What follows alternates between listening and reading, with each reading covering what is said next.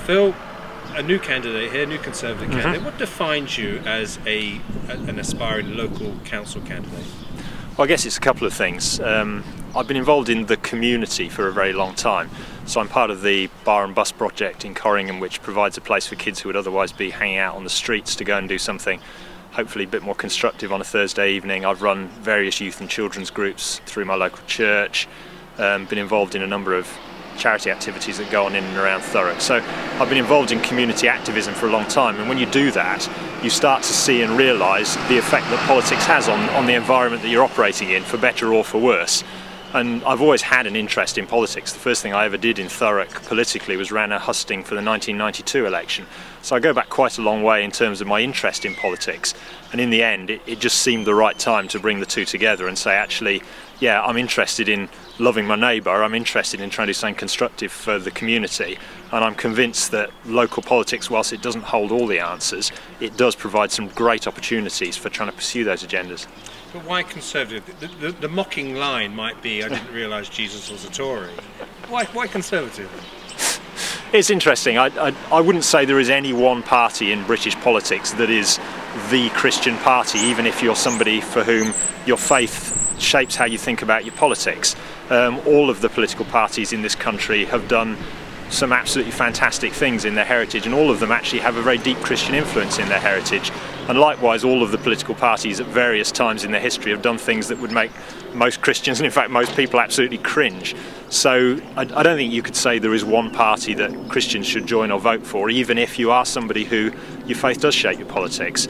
But for me, I guess it was a mixture of two things. Firstly, I concluded that I am broadly conservative in my general politics. I'm passionate about social justice, but I don't think socialism is ever going to deliver that. I think actually the Conservative Party, especially the Conservative Party as it's changed under David Cameron, now has a fantastic social justice agenda which is focused much more on the big society and on community rather than the big state, and that fits very much where I'm coming from. And also I had some great relationships with people who are part of the Conservative Party, and that thing of personal relationship and trust is just really important. So I'm not going to be desperately partisan about this. I've got some good friends who are members of the Labour Party as well, and hidden thoroughly behind my back I might even be keeping my fingers crossed for some of them in different parts of the country at the election, who knows.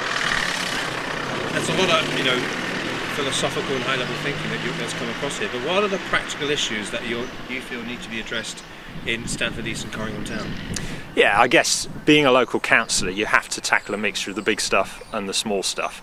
A lot of what a local councillor can do, the real positive contribution that you can make, is about helping individual people.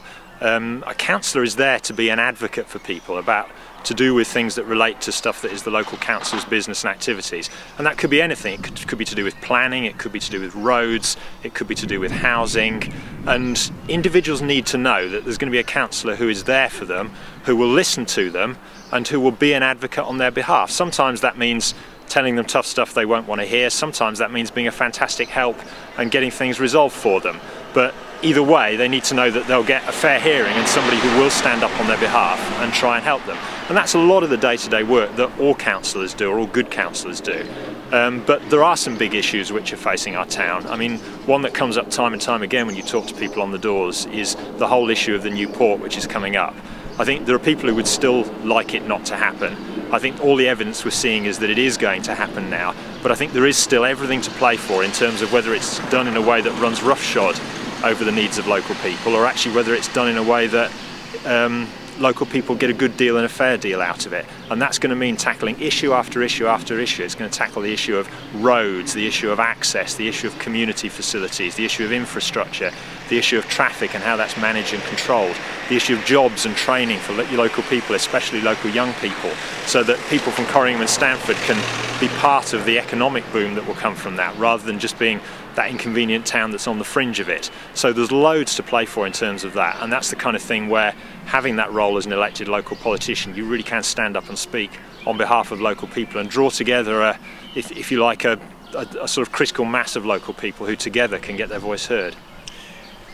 I can't put words into Phil Smith's mouth, the incumbent, but I imagine he might be mentioning the controversial issue last year of the Corringham car parking charges. Has that come up at all when you've been out and about? Surprisingly it hasn't.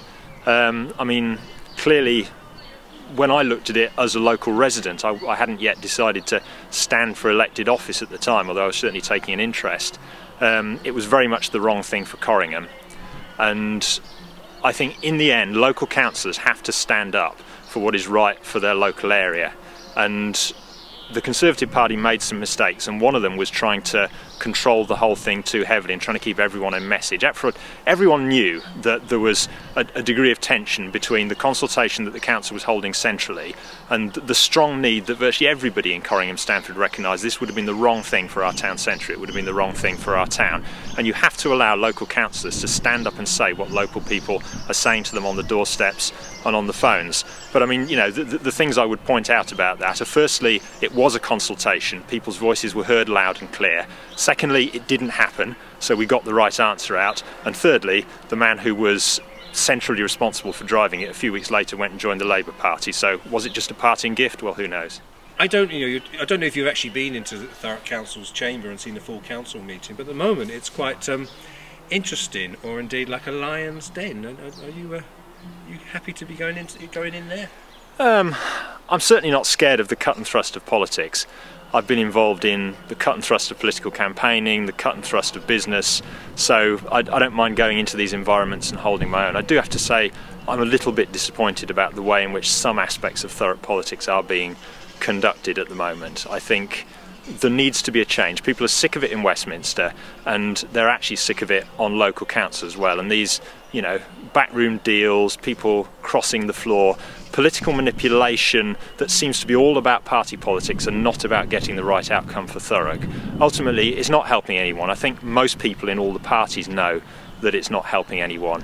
And if I can go in and make a contribution to changing that, I don't mind there being an opposition.